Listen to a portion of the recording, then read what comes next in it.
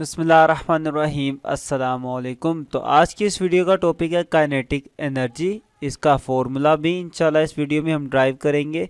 और ये आपका चैप्टर नंबर 6 है, क्लास 9th। इस चैप्टर की प्लेलिस्ट का लिंक डिस्क्रिप्शन में मौजूद है। इसके अलावा बाकी जो आपके चैप्टर्स हैं मैथ के भी और न्यूमेरिकल्स भी, उनकी प्लेलिस्ट आपको कैसे मिलेंगी वो तरीक़ेकार मैं वीडियो के लास्ट पर आपको बता दूंगा। ठीक है, ये टॉपिक इंपॉर्टेंट है। इसकी हाइडिंग्स कैसे आपने बनानी है वो वीडियो के साथ साथ देखेंगे। और काफ़ी इंपॉर्टेंट एमसीक्यूज और क्वेश्चंस जो पूछे जाते हैं इस टॉपिक में से, वो भी वीडियो के अंदर इंशाल्लाह हम डिस्कस करते जाएंगे साथ साथ। तो वीडियो कंप्लीट देखिएगा। अगर अच्छी लगे तो लाजमी इसे शेयर करें और मुझे कमेंट करके बताएं भी, चैनल को सब्सक्राइब भी करें। तो स्टार्ट करते हैं आज अपने टॉपिक को। काइनेटिक एनर्जी किसे कहते हैं? तो इससे पहले अगर आपको याद हो कि हमने एक टॉपिक पढ़ा था एनर्जी का। ठीक है, एनर्जी के टॉपिक में हमने देखा था कि एक एनर्जी होती है हमारे पास, उसका नाम है मैकेनिकल एनर्जी। एक एनर्जी है, उसका नाम है मैकेनिकल एनर्जी। इस मैकेनिकल एनर्जी के हमने दो हिस्से किए हुए थे। एक का नाम था काइनेटिक एनर्जी और दूसरे का नाम था पोटेंशियल एनर्जी। तो आज की इस वीडियो में हम पढ़ रहे हैं कि काइनेटिक एनर्जी किसे कहते हैं। इंशाल्लाह आने वाली वीडियो में हम बाकी पोटेंशियल एनर्जी के बारे में भी पढ़ेंगे। ठीक है, तो काइनेटिक एनर्जी किसे कहते हैं ये भी देखते हैं। कोई भी बॉडी है ना आपके पास, वो अगर हरकत कर रही है तो उसके अंदर कोई ना कोई एनर्जी मौजूद है, इसलिए तो वो हरकत कर रही है। तो वो जो हरकत के दौरान जो उसकी एनर्जी होती है ना, उसे हम कहते हैं काइनेटिक एनर्जी। मिसाल के तौर पर अगर मेरे पास ये बॉल है, ये मूव कर रही है, मेरी बॉल आगे की तरफ हरकत कर रही है, इधर आगे हरकत करते करते। तो अब हरकत के दौरान इसके अंदर जो एनर्जी मौजूद थी ना, उसी एनर्जी को मैं कहूँगा ये क्या है, काइनेटिक एनर्जी है। आपके इर्द गिर्द बहुत सी एग्जांपल है। आप बाइक चला रहे हो, आप गाड़ी के अंदर हो, गाड़ी भी आगे की तरफ मूव कर रही है। तो गाड़ी जब तक हरकत कर रही है, तो उसकी हरकत के दौरान, उसकी मोशन के दौरान जो उसकी एनर्जी होगी ना, उस एनर्जी को हम कहेंगे कि उसकी एनर्जी क्या है, काइनेटिक एनर्जी है। यही बात इसकी डेफिनेशन में लिखी हुई है कि energy possessed by a body due to its motion, कि अपनी मोशन की वजह से जो एनर्जी होती है ना, उस एनर्जी को हम कहते हैं kinetic energy. The energy possessed by a motion due to its motion is called its kinetic energy. कि किसी भी जिस्म की अपनी हरकत की वजह से जो एनर्जी होती है उसके अंदर, उस एनर्जी को हम कहते हैं उसकी काइनेटिक एनर्जी। अब इसकी एग्जांपल आपके सामने मैंने काफ़ी ज़्यादा रख दी कि जो हरकत कर रही है, बॉल भी है, गाड़ी भी है, कुछ भी है जो हरकत कर रही है बॉडी, एनर्जी उसके अंदर जो होती है उसे हम काइनेटिक एनर्जी कहते हैं, हरकत करती हुई बॉडी की। ठीक है, अब इसकी एक बड़ी सी सिंपल सी एग्जांपल कर लेते हैं जो बुक में लिखी हुई है कि विंड, कि हवा, कि जब हवा चलती है, हवा जब चल रही है तो हवा के अंदर भी कौन सी एनर्जी होगी, काइनेटिक एनर्जी होगी ना। तो वही बात लिखा हुआ है कि moving air is called wind, कि मूविंग एयर को हम विंड कहते हैं। और वो किसकी एग्जांपल में आएगी, काइनेटिक एनर्जी की एग्जांपल में ही आएगी, क्योंकि एक चलती हुई हवा के अंदर भी एनर्जी क्या होगी, काइनेटिक एनर्जी होगी। सारा जो भी हरकत कर रही है ना बॉडी, एनर्जी उसकी कौन सी हो जाएगी, काइनेटिक एनर्जी हो जाएगी। तो विंड के अंदर भी कौन सी एनर्जी है, काइनेटिक एनर्जी है। अब इस एनर्जी को हम बहुत ज़्यादा यूज़ भी करते हैं, इस काइनेटिक एनर्जी को। जो हमारे पास समुंदर होता है, समुंदर में वहाँ पर क्या करते हैं, कश्तियों को चलाने के लिए भी हम अपनी ये विंड वाली एनर्जी को यूज़ करते हैं। मतलब हवा की एनर्जी है तो काइनेटिक है ना, तो उसको हम यूज़ करते हैं इनको चलाने के लिए। क्योंकि ये जब हवा चलती है तो हमने एक कपड़ा सा लगा देते हैं इस कश्ती के ऊपर, उस कपड़े के साथ टकराती है हवा, तो वह अपने साथ फिर कश्ती को भी साथ ले जाती है। ठीक है, इसके अलावा और भी जगहों पे बहुत ज़्यादा हम ये हवा की एनर्जी को, विंड एनर्जी को इस्तेमाल करते हैं। हमारे पास जो टरबाइंस होती हैं, जैसा कि आपने देखा होगा, ये बड़ी बड़ी टरबाइंस होती हैं।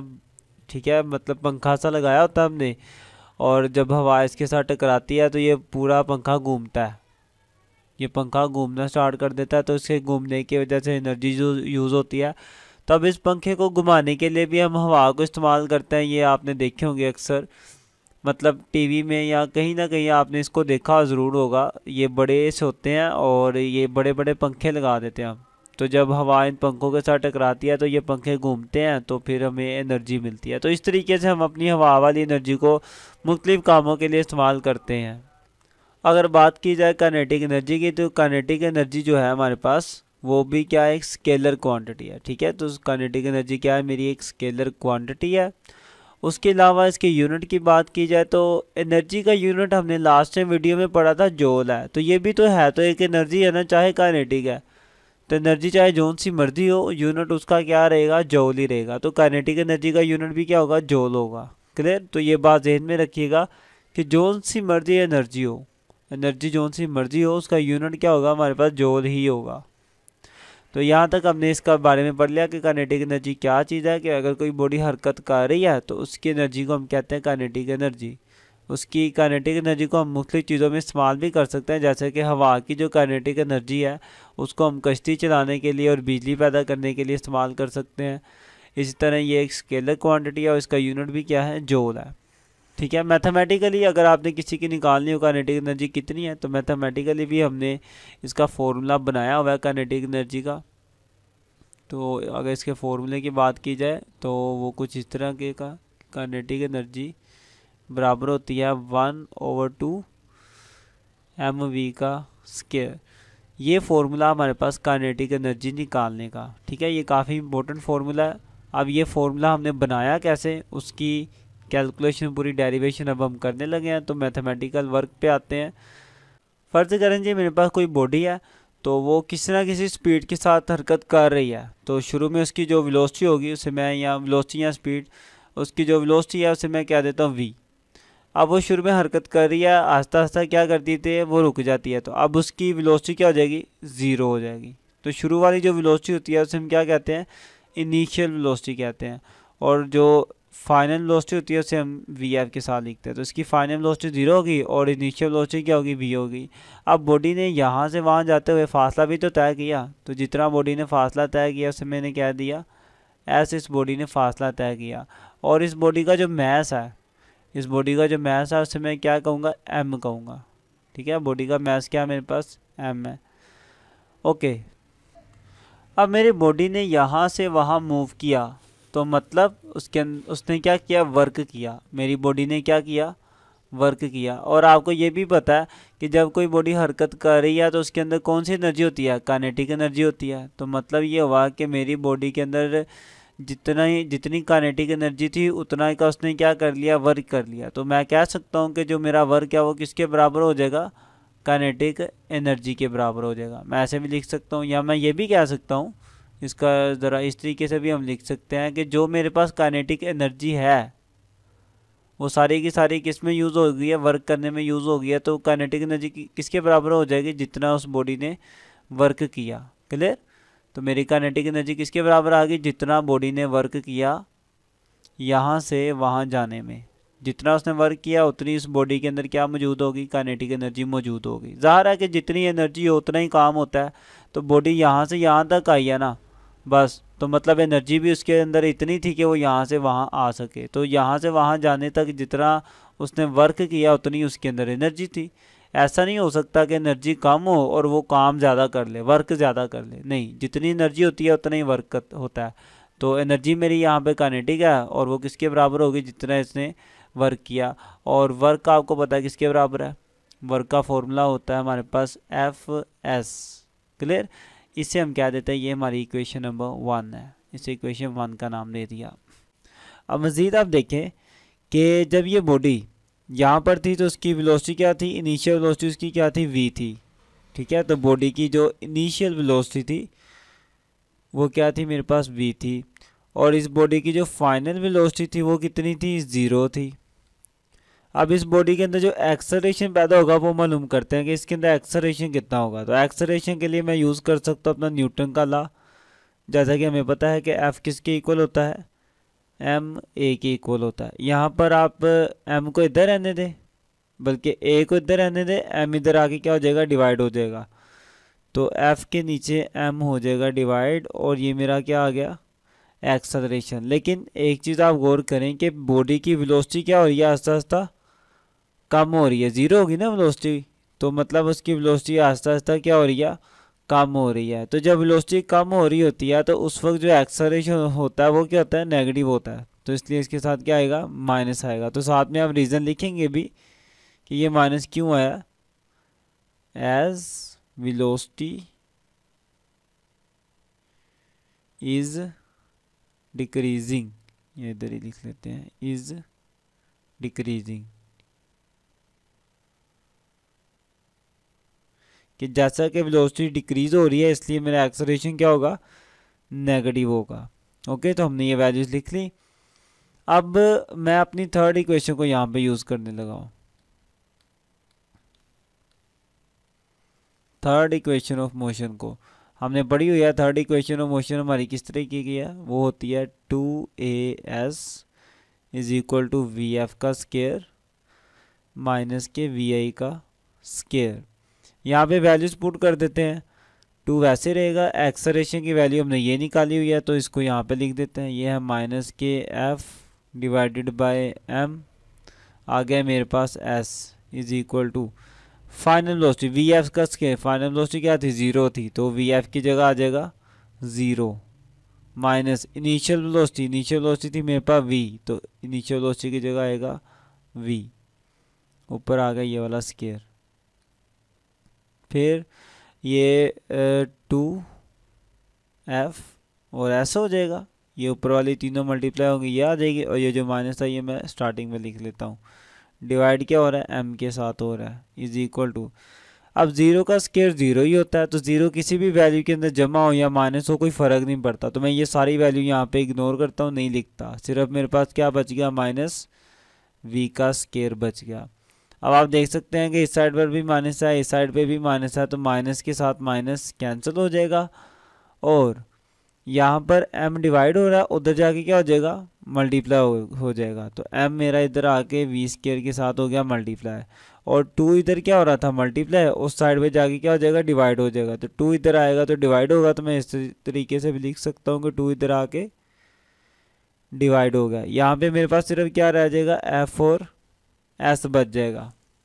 ओके, अब एफ एस किसके इक्वल है, ये देखें, एफ एस तो मेरा काइनेटिक एनर्जी के इक्वल था, तो मैं इसलिए एफ एस की जगह क्या लिख सकता हूँ, काइनेटिक एनर्जी लिख सकता हूँ। तो kinetic energy is equal to 1/2 M V का स्केयर। लें जी, हमने अपने फॉर्मूले को ड्राइव कर लिया जो कि स्टार्टिंग पर हमने लिखा था। ये इम्पोर्टेंट लॉन्ग क्वेश्चन है आपका, ठीक है। और अब इसमें से जो इम्पोर्टेंट एमसीक्यूज आते हैं वो भी आपको बता देते हैं कि किस तरीके से घुमा फिरा के एमसीक्यूज पूछे जाते हैं। तो पहला एमसीक्यू जो आपसे पूछा जाएगा कि काइनेटिक एनर्जी किन चीज़ों पर डिपेंड करती है। तो फॉर्मूले में देखिए लिखा हुआ है कि काइनेटिक एनर्जी किस किस पर डिपेंड करती है। नंबर 1 बॉडी के मास पर, और नंबर 2 बॉडी की वेलोसिटी पर। इन दो चीज़ों पर काइनेटिक एनर्जी डिपेंड करती है, इसके अलावा और किसी चीज़ पर डिपेंड नहीं करती। और इस फॉर्मूले के अंदर क्या क्या शॉर्ट आते हैं वो भी आपको बताते हैं, ठीक है। तो मैं इस फॉर्मूले को अभी साइड पे दिखता हूँ।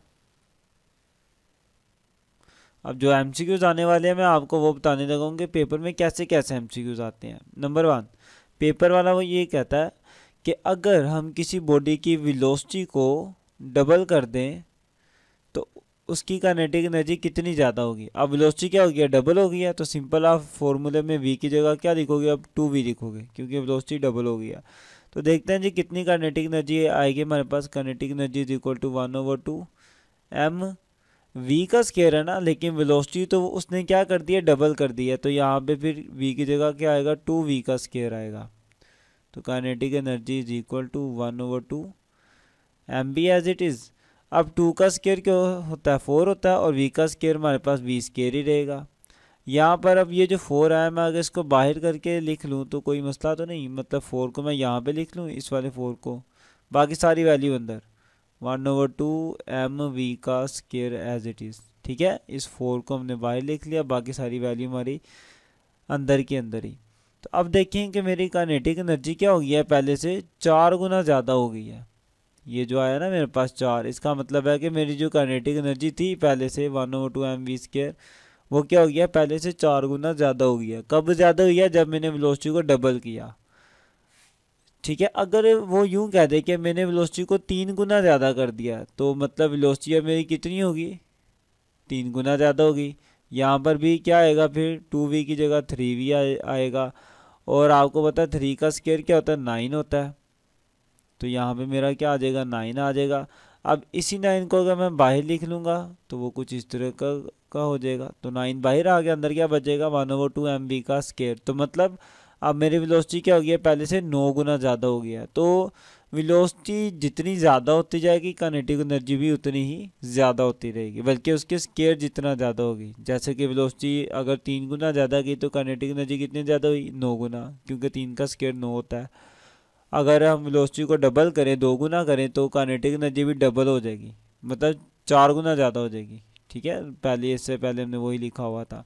अगर इसी तरह ही वो कहे कि मैंने वेलोसिटी को क्या कर दिया, 4 गुना कर दिया, तो काइनेटिक एनर्जी कितनी ज़्यादा होगी, 4 का स्केयर ले लें आप, वो क्या होता है 16, तो 16 गुना ज़्यादा हो जाएगी आपकी काइनेटिक एनर्जी। ठीक है, तो अब स्केयर इसलिए आ रहा है क्योंकि फॉर्मूले में v के ऊपर क्या है, स्केयर मौजूद है। वेलोसिटी अगर हम ज़्यादा करेंगे तो उसका फिर स्केयर लेंगे तो फिर और बड़ी वैल्यू हो जाएगी। तो इस तरीके से मेरी काइनेटिक एनर्जी भी क्या होगी, पहले से ज़्यादा हो जाएगी। सेम इसी तरीके का क्वेश्चन पेपर में कुछ इस तरीके से भी पूछा जाता है कि अगर हम किसी बॉडी का जो मैस है वो डबल कर दें, ठीक है, किसी बॉडी का मैस अगर हम डबल कर दें तो फिर उसकी काइनेटिक एनर्जी कितनी ज़्यादा होगी। ठीक है, तो इस तरीके से आता है। तो देखते हैं इसको आप कैसे करोगे। वही जो भी वैल्यू दी हो ना, आपने उसको फॉर्मूले के अंदर लिख लेना। लिख लेने के बाद आपके सामने जो रिजल्ट आएंगे ना, वो आपको बता देंगे आपका आंसर क्या है। जैसा कि अभी मैथ्स मेरा क्या होगा, डबल होगा, तो मैं बस अब फॉर्मूले के अंदर यही लिखूंगा, kinetic energy is equal to 1/2 m। अब इस m की जगह क्या लिखूंगा, जो मुझे उसने कंडीशन दी होगी। तो यहाँ पर कंडीशन हम 2m है, तो m की जगह क्या आएगा, अब 2m आएगा। आगे मेरा v स्केयर वैसे ही। अब ये जो m के साथ 2m है, इसको बाहर भी लिख सकता हूँ, तो 2 मेरा बाहर आ जाएगा, अंदर क्या आ गया 1/2 mv का स्केयर। यहाँ पे रह गई मेरी काइनेटिक एनर्जी। तो अब देखें कि जब हमने मैस को डबल किया तो काइनेटिक एनर्जी भी क्या होगी, हमारी डबल होगी। जब वेलोसिटी को डबल किया था, तो हमारी काइनेटिक एनर्जी डबल नहीं थी हुई, बल्कि उसके स्केयर जितना ज़्यादा हो गई थी। ठीक है, क्योंकि आपको सामने अब फॉर्मूले में वेलोसिटी के ऊपर स्केयर है। जब वेलोसिटी इंक्रीज होगी तो मतलब उसके स्केयर जितना काइनेटिक एनर्जी इंक्रीज हो जाएगी। उम्मीद है कि ये जो 2 MCQs थे ना, ये दोनों MCQs बहुत इंपॉर्टेंट थे, आपको इसकी समझ आई होगी। इसी से मिलते जुलते थोड़ी बहुत वैल्यू चेंज करके वो आपसे पेपर में पूछ सकता है। आपको बस वैल्यूज़ को क्या करना, फॉर्मूले के अंदर पुट करना और आंसर आपके सामने आ जाएगा। ठीक है, फिर भी अगर आपके माइंड में कोई क्वेश्चन हो तो आप ज़रूर कमेंट करें। वीडियो अच्छी लगे तो इसको शेयर भी करें, चैनल को सब्सक्राइब भी करें। मिलते हैं इंशाल्लाह नेक्स्ट वीडियो में, तब तक के लिए अल्लाह हाफिज़। और अपने सब्जेक्ट की प्लेलिस्ट हासिल करने के लिए सबसे पहले अगर सब्सक्राइब नहीं किया तो वो कर दें, साथ ही बेल आइकन को भी दबा दें और ये प्लेलिस्ट वाले ऑप्शन पे आएँ। इस पर क्लिक करेंगे तो थोड़ा सा स्लाइड करें। सबसे पहले आपको न्यूमेरिकल की प्लेलिस्टें मिलेंगी, उसके बाद 9th मैथ की सारी प्लेलिस्टें इंशाल्लाह इधर आएंगी, फिर 10th मैथ की सारी प्लेलिस्टें, 11th की और 12th मैथ की भी सारी प्लेलिस्टें इंशाल्लाह यहाँ आएंगी। उसके नीचे फिज़िक्स की प्लेलिस्ट है, पहले 9th क्लास की और उसके बाद 10th क्लास की फिज़िक्स की प्लेलिस्टें होंगी।